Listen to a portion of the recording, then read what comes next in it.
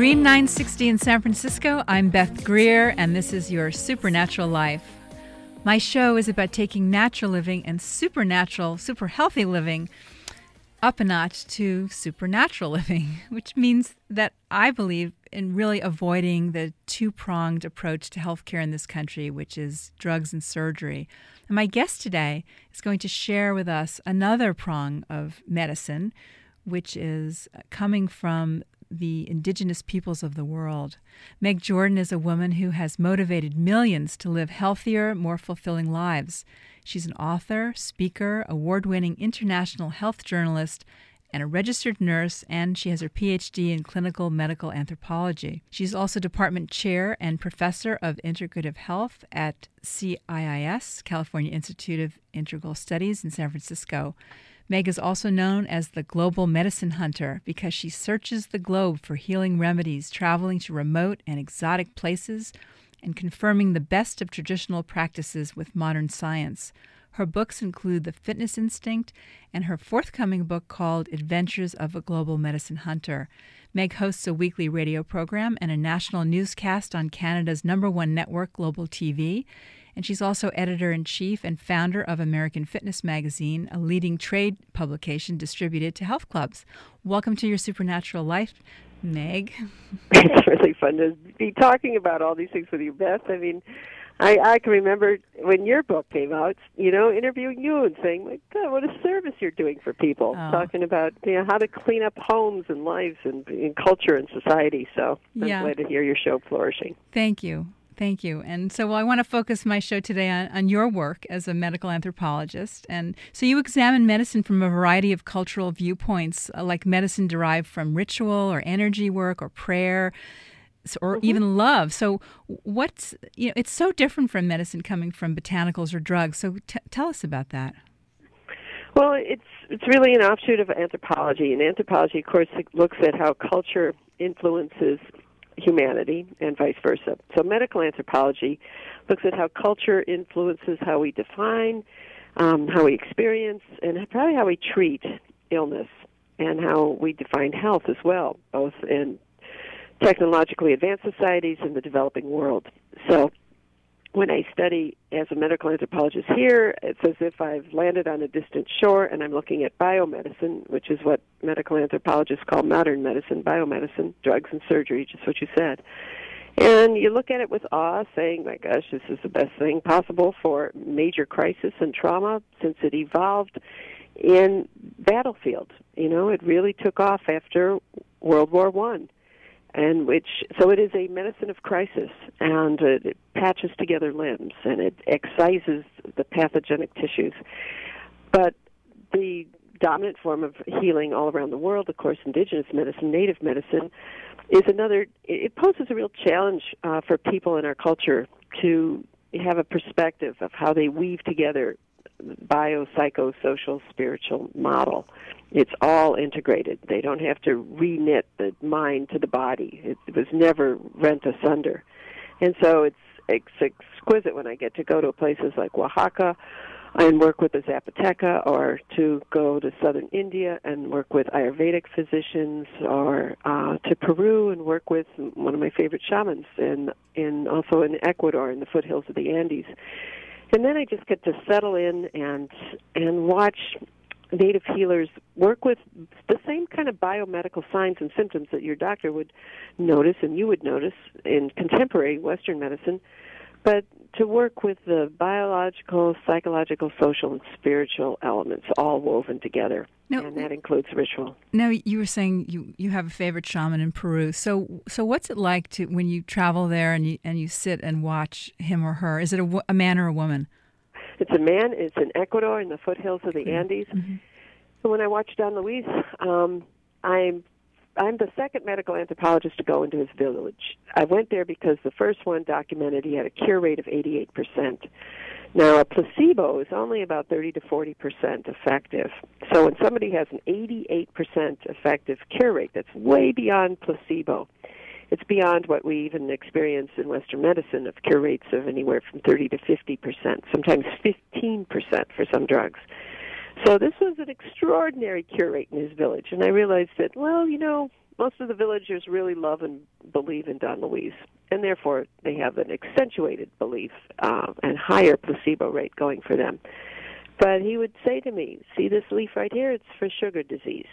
And I would take that leaf and go back to New Jersey to a pharmaceutical house that analyzed it for alkaloids and active compounds, and they say there's nothing in this leaf. And I go back to Don Luis, and they say, I'm sorry, but, they found nothing in your leaf for sugar disease, which is what he calls diabetes. He actually tastes the blood, and it tastes sweet to him.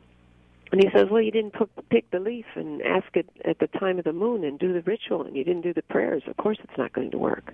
Uh-huh.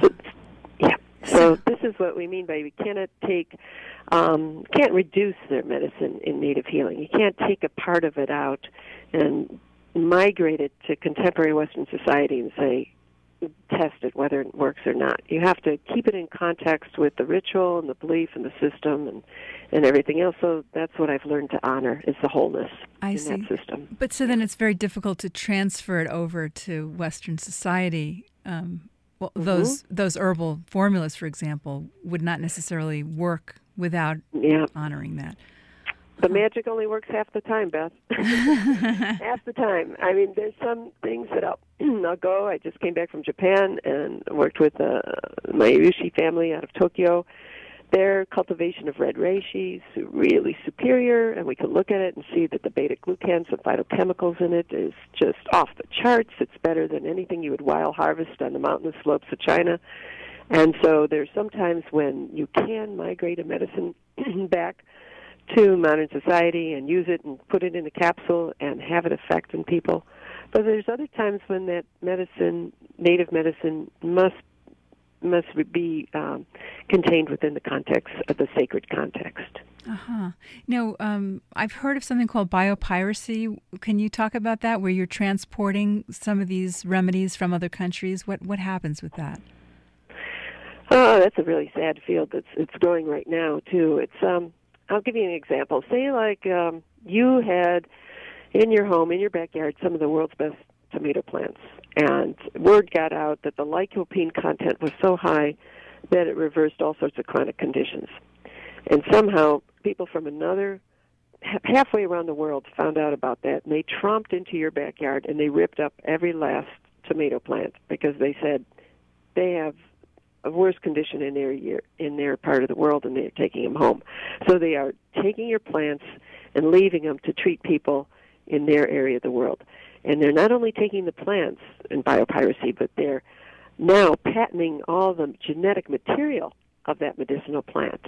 And worldwide patent is an ancient and respected legal law in every single country. And parliaments and policymakers and environmental campaigns, they all are fighting this corporate patenting of living things. And this is some of the problem, is hijacking of indigenous plants, telling the native farmers you can no longer grow it is suddenly a violation of a patent law, perhaps held by a manufacturing, or pharmaceutical, or agricultural company such as Monsanto.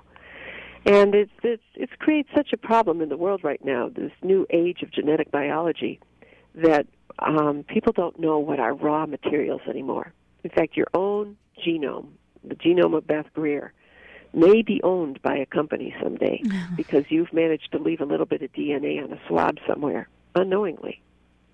Wow, that's disturbing. It's disturbing. It's a gene rush, they're calling it, instead of the gold rush.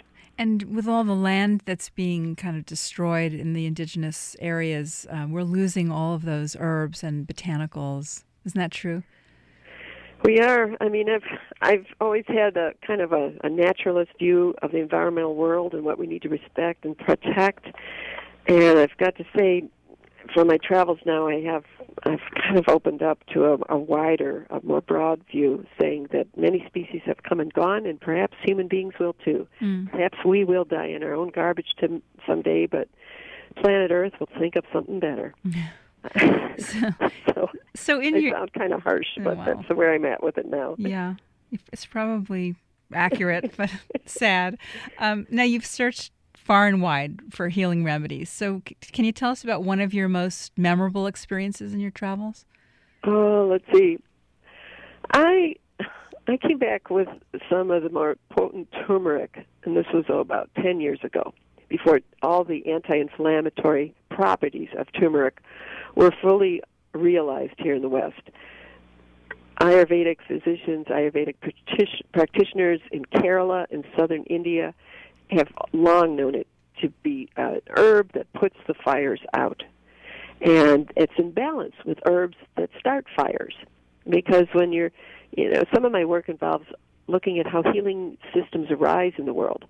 And in southern India, they are the masters of the gut. They have to be, because in the subtropic, there was no refrigeration, and the parasites would have dominated everything. Microbial overgrowth would have really killed half the population. So they learned to use herbs that increased peristalsis and actually created kind of a fiery digestion that killed off parasite. At the same time, they learned about herbs that were anti-inflammatory, turmeric. So that was coming back with some early, very high-potent turmeric from India was really exciting, and working with universities and ethnomedical botanists as well, and mapping out some of the early anti-inflammatory.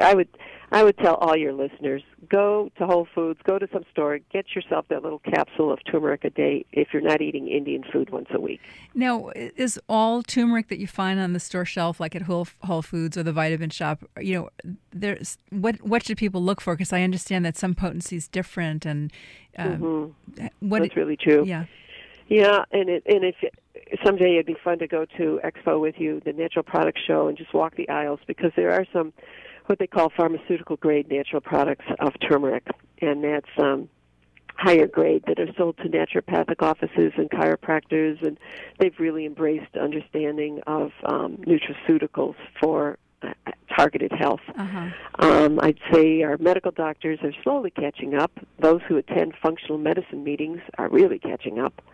But it's, as a medical anthropologist, I kind of keep my eye on all the different aspects of what heals us, including functional medicine. It's my favorite branch of biomedicine now. Right. So we're going to take a short break, and when we come back, let's talk a little bit about some of the other herbs and remedies and some functional medicine that you think is worthwhile for people.